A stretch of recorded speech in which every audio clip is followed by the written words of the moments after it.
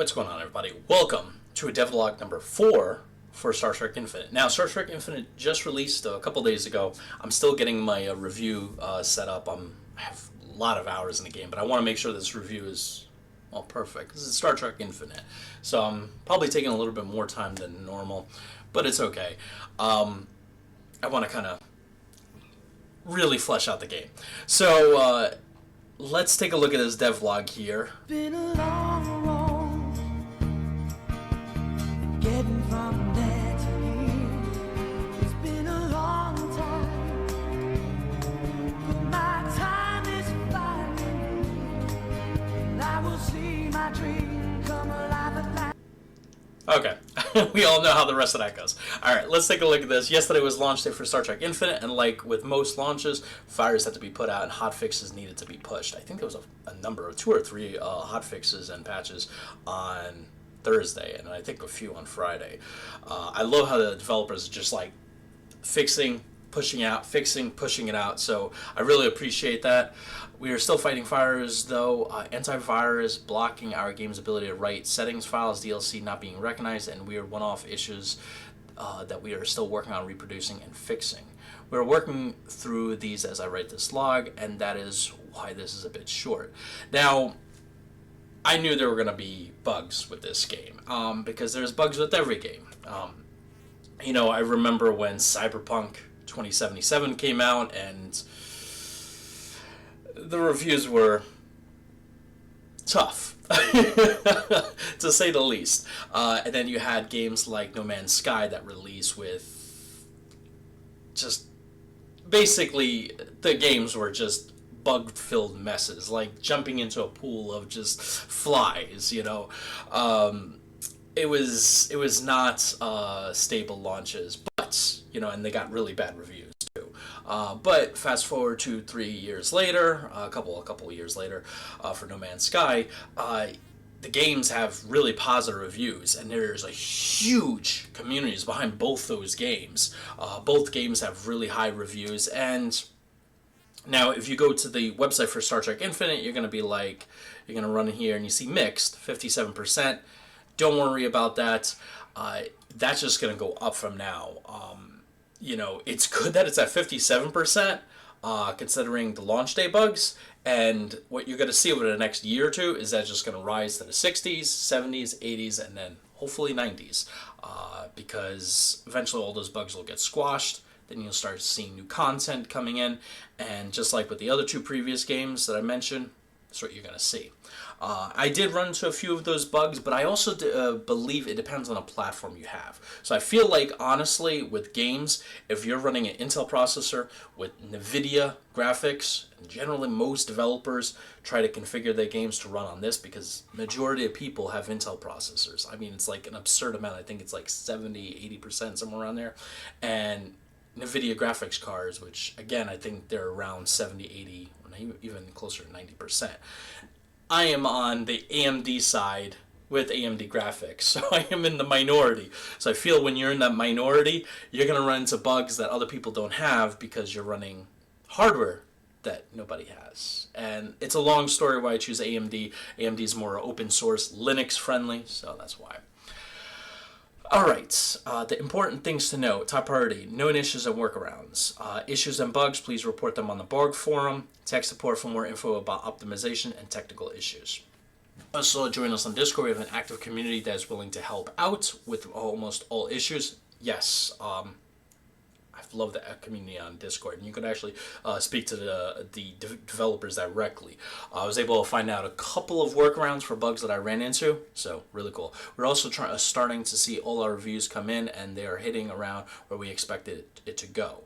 Star Trek, this is from Polygon, Star Trek Infinite, and this is a big Polygon. Is kind of like the Wall Street Journal of gaming. Star Trek Infinite is a 4X grand strategy game that shares a lot of qualities with a good Star Trek episode. It's cerebral, accessible, occasionally a little bit clumsy, and overall a good time. And I know what they're talking about with cerebral, accessible. The game is very easy to jump into. If you played Stellaris, you're going to be able to jump into this game. And I love that this game has warp drive. No more Starlines like in Stellaris. And cerebral, I believe they're talking about, one thing that I love about this game is you'll get events sometimes in Stellaris, and you have to choose like one or two, right? And the event goes away. It'll be like, I don't know, some unexpected life form during a survey, and you choose yes or no. Take the life form, or eradicate it or something like that. Star Trek Infinite is very different. You'll get an event like you're surveying a system. Your away team transports down. Like you have actually, I believe, a couple options. You could scan from orbit, transport away team. Like you have multiple options, like 3 options. And then it goes into a second mid-event, right, for the same kind of event. And then from there you can have like your away team like scan the life form. If it's like, for example, a silicon life form, you can scan it. You can interact with it. Like they give you multiple options. Each one has their bonuses, and then there's a third conclusion to that whole event cycle.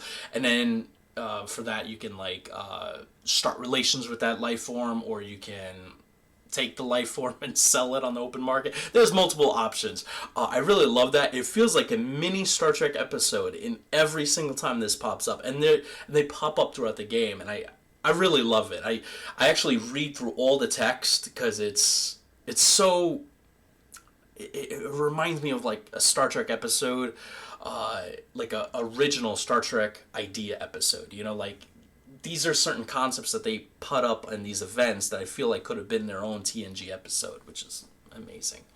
Rock, Paper, Shotgun, another big, not exactly a strategy pioneer, but still an enjoyable journey. It's a combination of engaging and undemanding that grand strategy seldom manages, and has enough Trek stuff to work for someone who's seen most of the series, but only once, and can only sometimes tell if something's a reference to an episode or wholly new.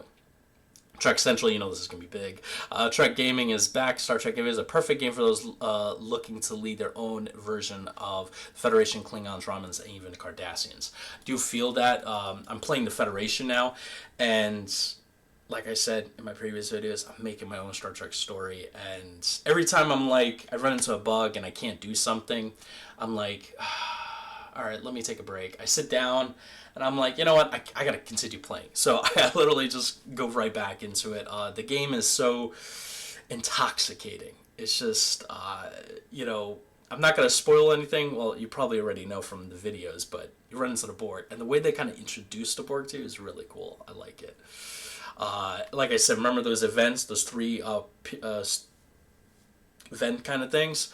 You get that with the Borg. So you're like, what kind of... I ran into a sphere, so I sent an away team there. Now, the cool thing is, you had to choose, like, send an away team, send an armed away team, or scan from the ship. So you have to, like, alright, if I send an away team there, is it going to be like Q Who? Or should I just keep my away team here, just in case the Borg react?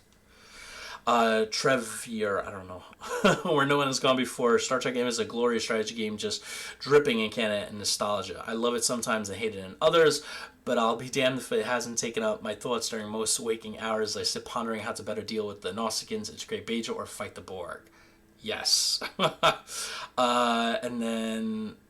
the thing, though, is it's all incredibly Star Trek. That's obvious yet, but more than any other Star Trek game I've played, Infinite leans totally and completely into the brand. Now I'll head back to putting out the fires, and I'll see you all next week. So, just following up on those reviews, I agree this game really, especially like the mission tree, like there's so many avenues to pursue there. I made the Galaxy class Enterprise and had really fun kind of moving around the galaxy. The events, I would say probably are possibly my most favorite. I do really like kind of seeing how, like, the galaxy's unfolding. There's been multiple wars with the Klingons attacking the Romulans, the Cardassians attacking the Romulans, and now I'm kind of like, well, I feel bad for the Romulans now. And there was also an event, and spoiler, the Romulus star system went supernova, just like in Star Trek 2009.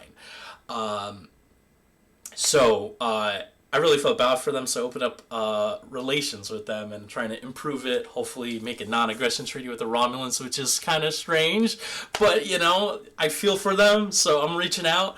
And like I said, this is like developing my own Star Trek story, and it's just incredible. And if you're a Birth of the Federation fan, if you ever played Birth of the Federation and liked it, you're going to love this. Because it's basically Birth of the Federation, and there's so many things in this game that remind me of Birth of the Federation. From starting in the 2340s, right? But it doesn't really go according to the year, right? So you're not going to have a 2371 Borg invasion, right? The Borg invasion might happen later or might happen sooner. Really depends. It's like that in Birth of the Federation. It's like that in Star Trek Infinite. I really love that. So huge props to the developer. I have a lot of hours in this game, and I'm pouring more and more. So thank you. I can't wait to to finish off my Federation game. I think all the way to 2400 already, or possibly beyond it. And I think you can play for a full 300 years from the start of the game. So there's a long time that I can play for. Me, personally, I'm probably just going to keep playing it until I can't play anymore. And then after that, you have a couple of more, right? You have the Klingons, Romulans, the Cardassians that you can play. And then by then, modders will probably open up, I don't know, the Ferengi or the Borg to be playable. So this game has so much life yet to come to it.